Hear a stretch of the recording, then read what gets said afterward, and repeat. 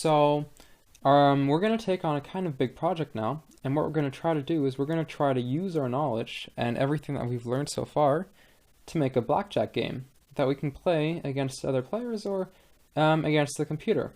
So, let's start off. The first thing that we're going to need to do is we're going to need to create our deck. And so maybe the best way to do that, rather than kind of putting in all these values randomly or manually, is to put them in using a function and a loop so that we can just kind of create the deck using a function. So let's start off. What we're going to do is we're going to create a function. So we're going to use the def keyword, and then we're going to create a function, and we're going to call this function create deck, and because that's what it's going to do, we're going to open and close parentheses. We're going to have no input for now, and all that it's going to do is at the very end, it's going to return our deck to us. So we're going to make a full kind of poker deck using this function, and we're going to use loops and stuff to kind of simplify things. Yeah, so that's what we're going to do. So we're going to start off with our deck, and it's going to be an empty list. And part by part, we're just going to fill it. So what we're going to do is we're just going to use a couple of for loops to do that. So the first thing that we're going to need to do is we're going to need to add all the integers. And then after that, we're going to need to add all of the face cards and stuff. So the ace, but the jack, king, queen, and yeah, ace, jack, king, queen. So that's the other cards that we're going to need to add. So yeah, let's start off. And we're going to need to add 4 of each of them because there are going to be 4 different suits. But we don't really care about the suits, so we're just going to add each card 4 times because, well, if we're playing blackjack, we don't really care about the suits. If this were poker, it'd be different. But we're just going to use normal kind of cards, and we're not going to really care about the suits. So we're just going to add each value 4 times. So since we need to add each value 4 times, that's probably indicating to us that we need to loop 4 times. So what we're going to do is we're going to make a loop that goes 4 times. So for I in range 4. So what we're doing is we're just taking a dummy variable called I, and we're just making it loop 4 times. And so what we want to do is, well, first of all, to our deck, we want to add all the numbers between, between 1 and 10, but not including, or actually up to and including 10. So we're going to take all the numbers. Actually, we don't want 1 because we've got our ace, so we want 2, 3, 4, 5, 6, 7, 8, 9, and 10. So what we're going to do is we're going to take another for loop, and we're going to go for, and our temporary variable now is going to be called card, and our card is going to be in range from 2 up to, but not including 11. So what we're doing is our card is going to take on the values 2 through 10 4 times. And what we can do is we can just add each of these values to our deck. So every time we have one of these values, we're just kind of put it onto our deck. And we're going through it 4 times because so we can just add this as a comment. There are 4 different suits like that, and here adding the numbers 2 through 10. So this is what we're doing here. So we're doing it 4 times because there are 4 different suits, and we're adding the numbers 2 through 10 here. So what we can do is we can go into our deck, and to our deck we can append the card.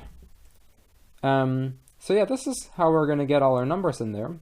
Now we just have to get in our face values. So what we can do is we can make a little list called face values, and we're going to put in all our face values here. And so what we can do is we can just go through our face values list, and we can add each value to the deck. So since our face values aren't that many, there are only 4 cards there, we can actually write them out manually, and we don't have to come up with an extremely smart way to create all these face value symbols and stuff.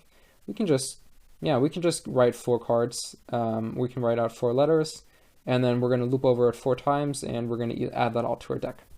So our face values is going to be a list, and it's going to contain an ace, or capital A for an ace.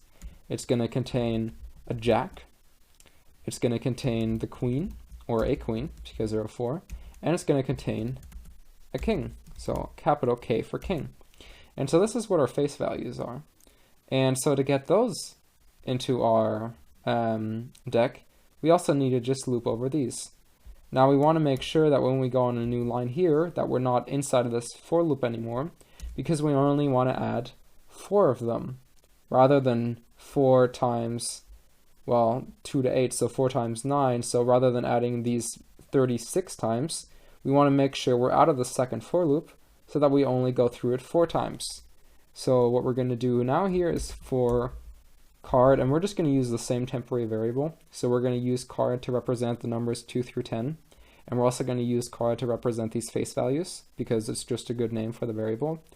So for card in our face values, so we're going to go through this, and if we have a colon here, so if we remember what this does is our temporary variable, which in this case is card, goes through the face values element by element. So it's going to take on A first, then J, then Q, and then K. And so that's what the for in does into a list. Our temporary variable is going to take on each of these values individually, like this. And what we want to do is just to our deck, we want to append the face values, like this.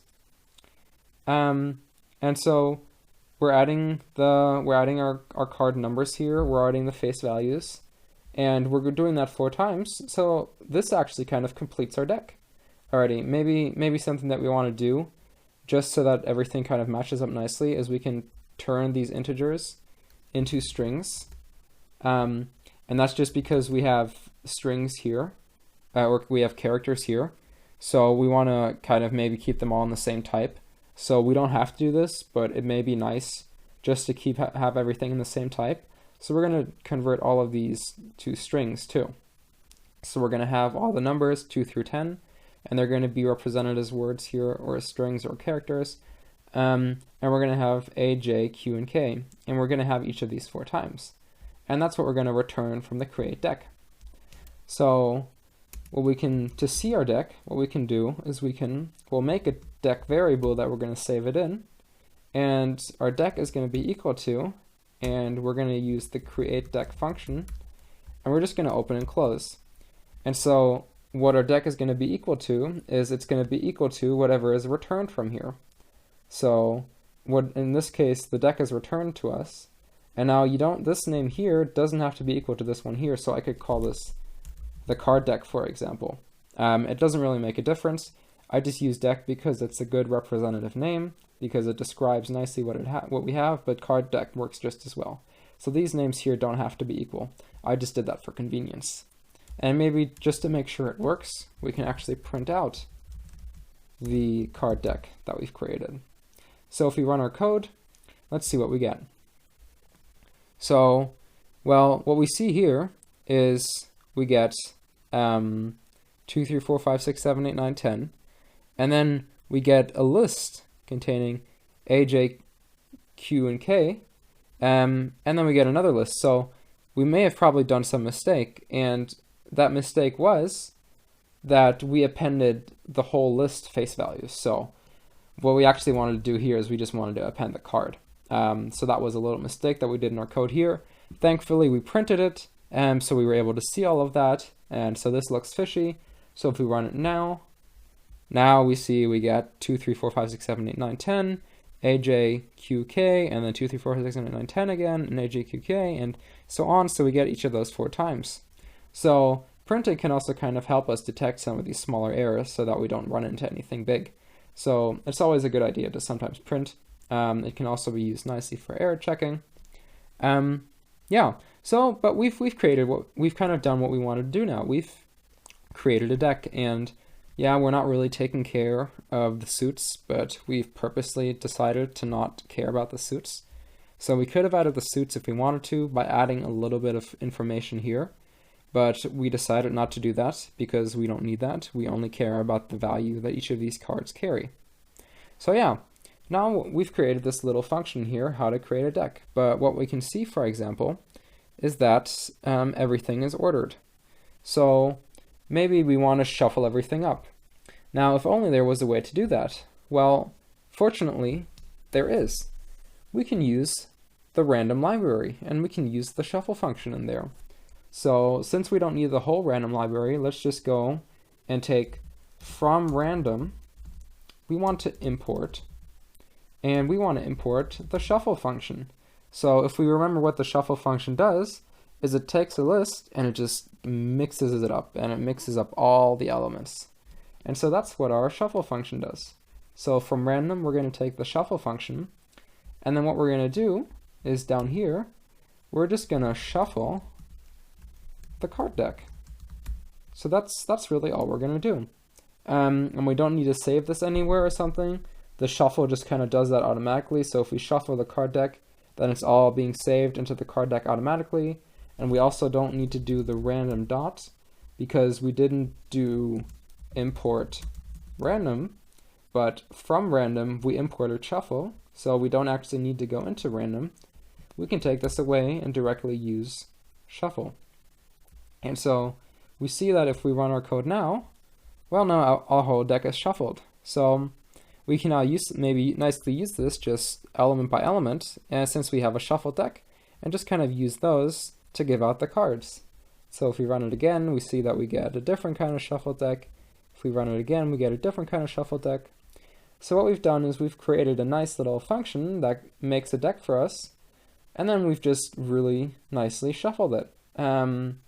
We can also put this shuffle inside here, so that's really our preference if we want an unshuffled deck when it comes out, or if we want to shuffle our deck, or if we want to shuffle our deck before. So we could also do, for example, is we can go in here and do shuffle deck.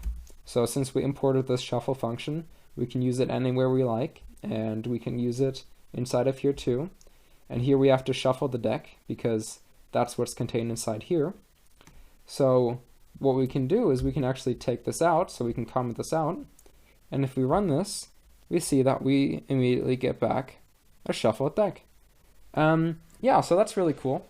We've used kind of the for loops. We've used the function definition, some variables with lists, and we've used the random library, and we were able to do that, and we were able to use that to make a kind of cool function that, with little repetition, creates our whole deck for us.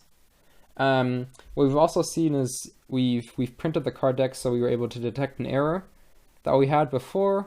That was from here. So what we did actually is we printed out, or we added the list of face values rather than the individual elements, because we accidentally put the face values instead of the card here. So we also did a little bit of preemptive error checking or preemptive debugging. So that's what the print also allowed us to see. But yeah, the print also just allows us to see that everything works now. Yeah, so this is the first kind of checkpoint or milestone that we've reached in our Blackjack game. And then we'll just kind of continue on in the next video.